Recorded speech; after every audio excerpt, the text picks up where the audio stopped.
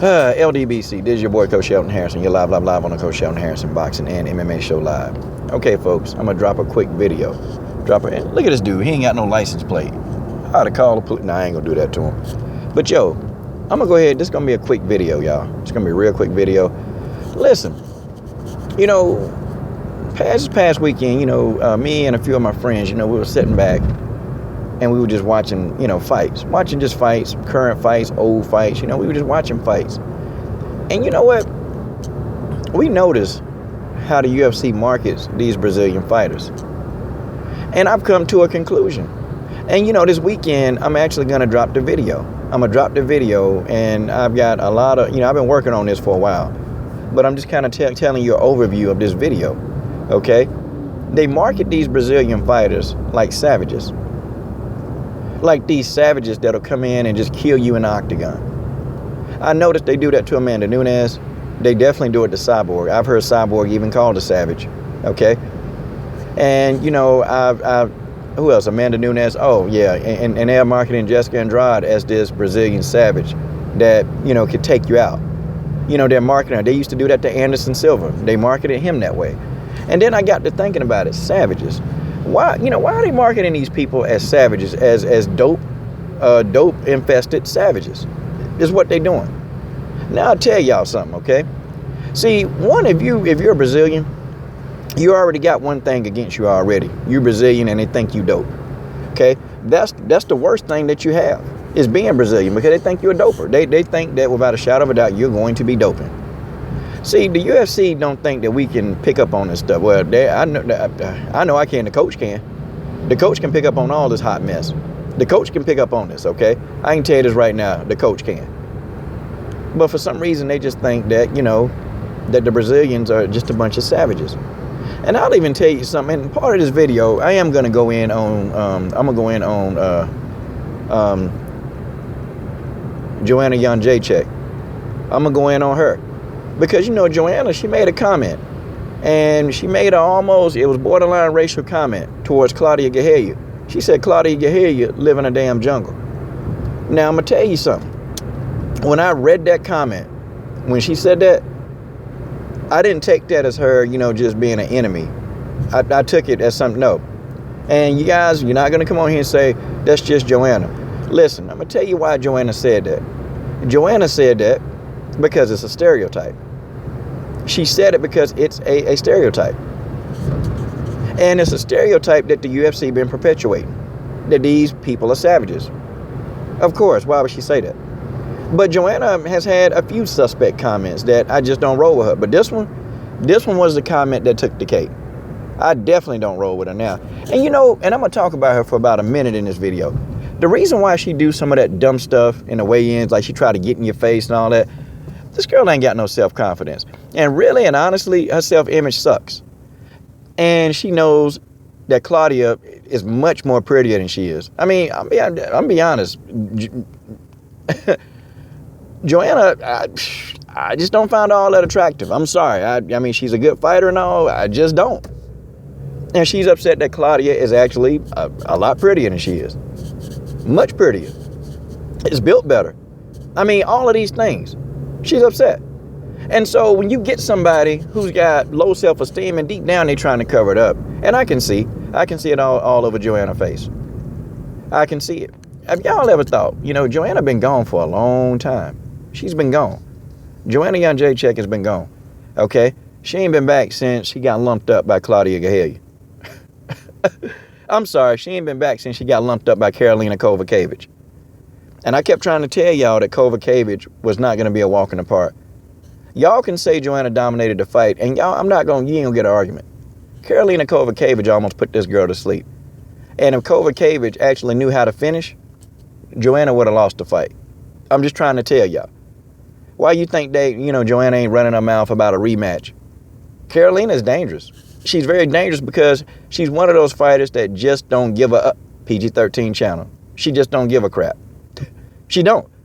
And those are the opponents that's the most dangerous. They don't care. They don't care about you trying to intimidate. They don't care about anything. They don't have a care in the world.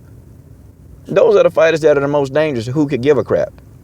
And Joanna almost lost the fight. And even in her post-fight interview, you can actually tell that she knew she got lit up. I mean, you can look at her face. Her face looked like she got off an episode of Alien versus Predator. I mean, good grief, man. And I think Joanna, I know she broke her nose. Okay, I know she broke that nose. And I know, too, she may even have some eye damage. Had to. But see, we just don't know a lot about it. I think Joanna got seriously hurt in that fight. And so, she ain't been back. Not for a while. She been awfully kind of quiet a little bit. Just a little bit. You know, she put up a New Year's Day, what she was doing for New Year's and all that hot mess. But she been quiet. But Joanna made the comment that Claudia lives in the jungle. You know, that's borderline racist. I don't care how you slice it and dice it. That's borderline racist. And also on top of that, you know, now I really know. Because I had my suspicions about her. But now I really know. Now I really truly know. See, I'm going to tell y'all what's going to happen if Joanna going to lose. And I told y'all the same thing Ronda Rousey was going to do. I told y'all Ronda was suicide. I tried to tell y'all, oh, Coach, you don't know what you're talking about. I understand psychology. I know this girl, Joanna Jędrzejczyk, she ain't got no confidence. She don't. She don't have good self-image. She definitely don't. And then I was trying to tell y'all, you know, she was making comments, you know, about her body and stuff. She don't like it. And if she loses, I guarantee you, she's going to have a similar reaction to Ronda Rousey. I guarantee you. It won't be as intense as Ronda. It won't be that intense. Like, I think she'll still talk to the news media to an extent. But you can definitely know that you can definitely know that Joanna going to get missing. She's going to get missing for a while. Like, she ain't even lose the fight to Karolina Kowalkiewicz. But you really ain't heard much from her. Not too much. I'm just trying to tell y'all. But it's kind of funny that she would say that Claudia lives in the jungle, because that's the stereotype that the UFC perpetuates. Not only that, you know, the UFC, they're really similar to the WWE. They're very similar. Now, in the WWE, they don't cover up their stereotypical prejudices. They don't carry up. They don't cover up their racial biases. They don't cover that up. You can find a pimp in the WWE. You can find, you know, they got stereotypes for Mexicans. They got stereotypes, you know, they got stereotypes for black people. They got stereotypes for Asian people. And I'm going to be honest, I think in the WWE, they do the Asian people the worst. You know, when they get them, they do them the worst. They come up with all kind of stereotypes about Asians in the WWE. And then they have the nerve to say it on camera. That's the thing. But the UFC is a subtle form of the WWE. See, the WWE, they know this is sports entertainment, so they can always say, well, it's part of the script. See, the UFC, they can't say, you know, calling somebody a savage is a part of the script. See, they can't say that. See, they got to be a little bit more subtle. But I want y'all to look at how identically they market all these Brazilian fighters. And so my issue with what Angela Hill had on, she had on a Dawson outfit, right? And Dawson is a character from Street Fighter. Well, if you guys don't know anything about Capcom, their history, Capcom been called out multiple times about a lot of things, racially stereotypical things that, you know, that's in their games. I could do a breakdown on Street Fighter alone and tell you all the stereotypical things that they say about people, of color in Street Fighter. I can break it down and show it to you. But, you know, I'm not really into the video game scene like that. I'm just not. But I'm just saying, Dawson, he was supposed to be depicted of an African voodoo priest. How convenient is that? And then, you know, Angela Hill, she put on a voodoo costume and started acting like, and I'm like, man, look at this. Look at this buffoonery. Look at this. Are you serious? That's what I was thinking. Look at this. I mean, it's already a stereotype, so why perpetuate it even more? Good grief. But I think Angela probably played the game Street Fighter. And I think she liked Dawson as a character, and I think that's why she actually put that costume on. But I think if she really knew the history of Capcom, she may even reconsider wearing a Dawson costume to a darn weigh-in.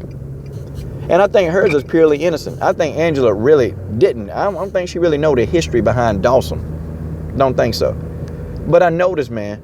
I noticed. And, you know, you guys tell me. You know, that's how I feel about these Brazilian fighters and what they do. You guys, this is your boy, Coach Shelton Harrison. I got to go. I'm done. Subscribe.